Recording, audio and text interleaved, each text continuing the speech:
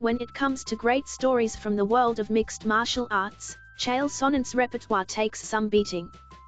But it has just been topped by an epic tale from former UFC fighter Julie Kedzie. Kedzie now acts as a matchmaker and analyst for the all-female promotion Invicta Fighting Championships, and she's one of the most intelligent figures in all of MMA. Currently studying for a master's in creative non-fiction, Kedzie knows how to tell a story, and she dropped a doozy on the most recent episode of the Joe Rogan Experience. We've all heard tales of fighters losing control of their bowels in the cage before, but we've never heard anything like this. I have a history of shitting myself a lot. I don't know if you know that, Kedzie said. The start of any great story. Tell us more, Julie. In what was her first fight with esteemed MMA coach Greg Jackson, Kedzie wanted to impress, and that's when the story gets unfathomably interesting. That fight, the first thing she does right away, against Julia Berizakova, the first thing she does is punch me in the nose, which just shatters my nose. Blood everywhere. And I was like, great, this again. It was right after the Carunno fight, so I was used to losing. You never want to get in that space of being used to losing, but somehow I clicked and I did pretty well in the fight. I ended up getting a mounted triangle on her and finishing with strikes. They grab us and put us on this bus.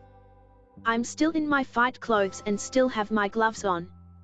They just put us on a bus and separate me and Amanda Buckner from our cornerman and everything because we had won our fights. They take us to this palace, and I cannot remember whose palace it was. Alexander something. It was in St. Petersburg and it was beautiful, gold damask and silk. I'm in fight clothes. And I'm like, what is that smell? I had seen a guy puking backstage because of a headshot, and I thought I must have rolled in it or stepped in it.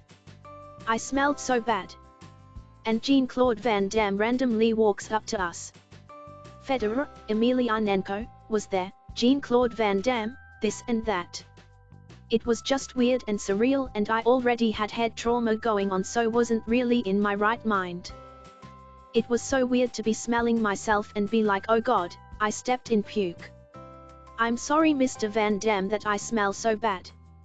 It was bad. I remember being on the bus and looking around asking, does anyone have any perfume or anything, and other people were allowed to shower, but I was the swingbat, so I was right after Federer. They just put me on the bus and didn't tell me where I was going. I end up going to the restroom and there's just shit caked all over. Everywhere. And I'm like, how did I shit myself? It must have been in between rounds. It was disgusting. There's no trash can. It's all silk and gold in this beautiful palace, so I just take my panties off and roll them up and shove them behind the toilet.